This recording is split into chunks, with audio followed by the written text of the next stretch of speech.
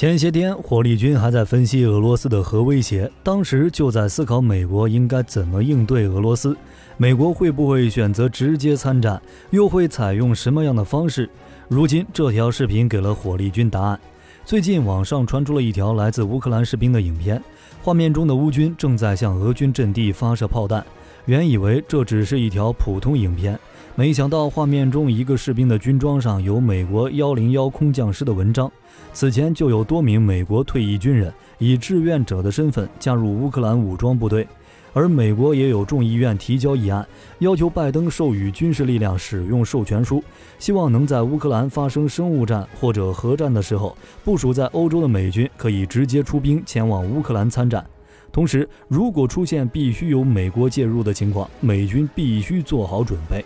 这句话的必须由美国介入的情况，官方并没有给出具体解释。值得注意的是，美国在乌俄开战以后就一直在向欧洲征兵，仅仅3个月的时间，欧洲部署的美军就达到了10万人，随时可以作为机动力量参战。如今面对俄罗斯的核威胁，美国也想给出强力的回击，但又不能选择开启核战争。刚刚结束的公投数据显示，顿涅茨克、卢甘斯克、赫尔松和扎波罗热等4个地区，在俄罗斯民众眼里已经是本国不可分割的领土。不过，这4个地区的公投其实与2014年的克里米亚入俄公投一样，缺乏联合国等国际组织的监督，没有透明性，属于刺刀下的公投。所以在9月底，美国国务卿布林肯就表示，我们不会阻止乌克兰使用美国援助的武器，打击俄罗斯通过公投强行占有的土地，而乌克兰也有权在全境范围内实施自我保护，包括使用海马斯火箭炮和即将提供的中远程导弹系统等。因为我们不承认这4个地区的状态变化，这些地方还是属于乌克兰。如果美国对于这件事不能发出有效回应的话，乌克兰就可能会面临着失去更多领土的境遇。在这种不利情况下，美国当然是想办法赶紧帮助乌克兰取得战争的胜利。事实上，美国不仅是这样说的，还是这样做的。目前，美国已经要求美军以及北约驻乌克兰军事顾问团不要作战乌军作战指挥室发号施令，而是积极靠前指挥，允许乌克兰作战部队放开手脚，使用美国提供的远程作战武器和致命性作战武器，并将数千枚可以达到俄罗斯境内的远程火箭弹激发乌克兰前线，必要的时候将会直接派兵参战。事实上，美国早就做好了参战的准备，之前就向乌克兰派遣了战争总司令，并将任命一位将军作为负责人，领导这一军事任务的有可能会是2星或3星将军。这位将军将领导美国训练乌军的行动，任务包括直接领导乌克兰武装部队，协调北约盟国的行动，甚至有可能指挥乌克兰的军事行动。并且在美国看来，这个特派团与美国在中东进行的军事行动位于同一个地位，例如当初的伊拉克自由、持久自由等。从军事角度来看，如果说早期美军主要向乌克兰提供情报或者武器装备，现在则是开始接替乌克兰武装部队的管理，这也就意味着美国将特派团在乌克兰领土上的行动合法化。美国派出这个特派团的原因，就是帮助乌克兰巩固反攻战果，还会帮助乌克兰制定乌俄战争之后的军事规划。至于派过去的将军，有可能是一个专业性、实战经验比较丰富的一个战场指挥官，为下一步如何从信息化现代化的这些作战手段和作战工具的使用上，来指导乌军遂行下一步的作战行动。乌克兰现在最希望的就是美国援助的武器能够进一步升级，能够让乌军有效地对俄军实施更准确、更及时、更有效、规模更大的打击，将有可能会直接指挥正常战争。这已经相当于美国介入了，而且美国还以北约老大哥的身份，要求北约各成员国加快训练乌军士兵的速度，并加大援助乌克兰武器装备的力度。为了起好带头作用，美国在28号当天宣布新一轮的11亿美元军事援助，其中包括18套海马斯火箭炮。只是这批援助交付的时间可能会慢一些，因为美国现在的库存有点少。不过，美国正在要求洛马公司全力生产海马斯多管火箭炮系统。目前已经有多架美军飞机抵达敖德萨，3架黑鹰直升机、1架E-2电子战飞机都已出动。接下来，西方国家还将为乌克兰提供信息支持，以帮助乌军完善军事布局。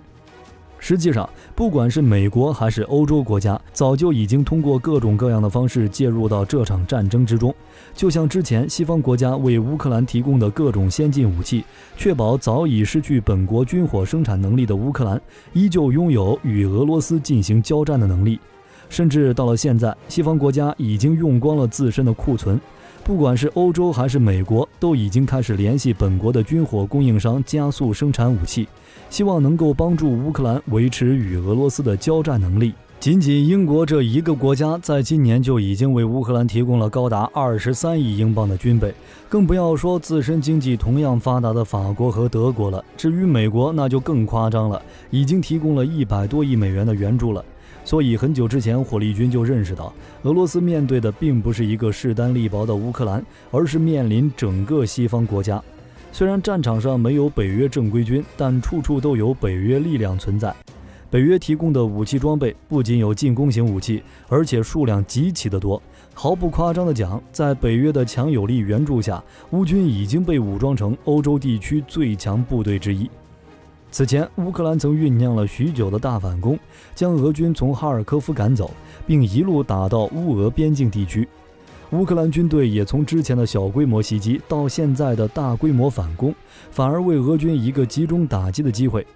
但不管怎么说，乌克兰还是用一场大反攻重新向西方国家证明自己还是有能力跟俄军打下去的，甚至反攻俄罗斯。德国急忙邀功，说德国给乌克兰提供的武器在反攻中起到了重要作用，并计划继续向乌克兰提供更多的军事援助。美国更是大大方方地承认，深度参与了乌克兰的反攻计划，并给乌克兰军队提供了重要情报。无论是德国的邀功，还是美国公开承认了乌克兰的反攻计划，都说明了乌克兰能坚持这么久，确实是西方国家援助的功劳。之前德国发起了一轮又一轮的援助，美国更不用多说了，美军身影基本上是遍布俄乌战场。之前俄罗斯黑海舰队的旗舰莫斯科号巡洋舰沉没，乌克兰放话是自己干的，而这项成就离不开美国情报的鼎力支持。除此之外，美国对乌克兰的持续援助，越来越先进的武器交到乌军手上。美国也同样跟进了军事情报的提供力度，将海马斯火箭炮提供给乌克兰，并对俄罗斯军事设施发起打击。在这背后就有美军的战术指导，甚至关于俄罗斯军事设施的情报数据都是美国一手参办的。在俄乌冲突爆发之前，乌克兰对顿巴斯地区发起了军事行动时候，就出现了美国和北约军事指挥官的影子，而当初的亚速钢铁厂的猜测更是闹得沸沸扬扬。这一切俄罗斯都清楚，但又不敢彻底与北约撕破脸面，所以在北约军队正大光明出现在战场之前，俄罗斯就算知道也要装作不知道。只要北约没有直接军事介入，俄罗斯就只能接受这一现实。在历史上，俄罗斯经历的好几次重大战争，冬季都是扭转战局的关键。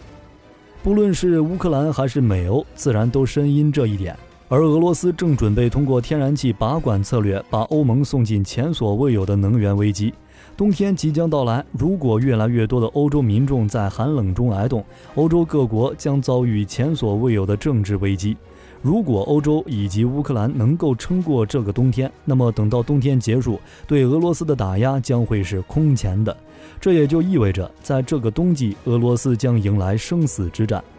目前还有美国官员透露了，未来很可能会向乌克兰提供坦克。与此同时，一支蓝色力量已经空降乌克兰，这支力量来自北约。此前北约也强调过，肯定不会直接介入乌俄之中。北约代表与雇佣军直接参与俄乌冲突，他们充任顾问、战地指挥官，甚至是高精度武器操作员。美海军陆战队前情报官斯科特·里特也表示，北约向乌克兰提供了武器装备、情报、战斗计划以及军事指挥，成百上千的雇佣兵在使用这些武器及情报，因此这就是北约部队。这场冲突已经不是介于俄罗斯与乌克兰之间了，而是俄罗斯与西方国家之间。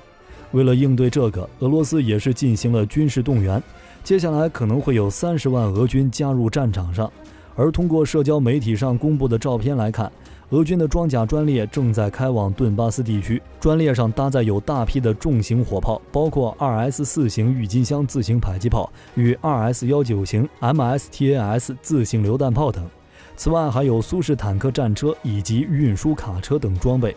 种种迹象表明，俄军正在为顿巴斯决战做准备。因为冬季是最利于俄军进攻顿巴斯的时间点，顿巴斯地区看上去一马平川，基本上无险可守。但实际上，顿巴斯多数地区水网密布，遍布湿地沼泽。除了冬季，其他季节并不利于俄军坦克部队大纵深突击作战。不过，乌克兰也不是没有准备。在2014年乌东冲突爆发后，乌克兰就得到了北约的指导，在顿巴斯地区修建了大批的坚固防御工事。通过步兵工事与支撑点的配合，乌军在中间地带设立阵地，减少在野外机动的距离，同时各个防御阵地都能够通过炮兵与轻型反坦克火力密切衔接。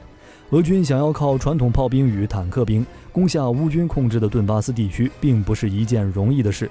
虽说历史上的俄罗斯军队在冬季有着辉煌的战绩，但不可否认的是，在西方的大力制裁下，俄军的补给也变得越发吃紧。如果在这个冬天乌克兰能够抵挡住俄罗斯，那么俄军将会陷入十分被动的战争泥潭局面。迎接俄罗斯的将是西方国家汇集力量，与俄罗斯进行真正的持久战、消耗战，这是普京绝对无法承受的后果。征兵、增加武器供应、四驱公投，普京选择将这些同时进行，说明了俄罗斯希望尽快决战，因为俄罗斯真的耗不起，而普京也等不起。